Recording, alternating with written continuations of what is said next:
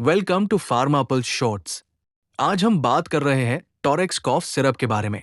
Torex cough syrup का use dry कॉफ, wait कॉफ और chest congestion में किया जाता है। इसमें मौजूद इंग्रेडिएंट्स जैसे डेक्स्ट्रोमेथोर्फन और क्लोफेनेरमिन खांसी को कंट्रोल करने में मदद करते हैं। ये सिरप म्यूकस को लूजन करता है, एलर्जी सिम्टम्स को कम करता है और ब्रीदिंग को ज्यादा कंफर्टेबल बनाता है। लेकिन ध्यान रहे, टॉरेक्स कॉफ सिरप को बिना डॉक्टर की सलाह के रेगुलरली यूज ना करें, खासकर बच्चों और प्रेग्नेंट विमेन के लिए। ऐसी हाई मेडिकल अवेयरनेस वीडियोस के लिए फार्मापल्स को लाइक, शेयर और सब्सक्राइब करें।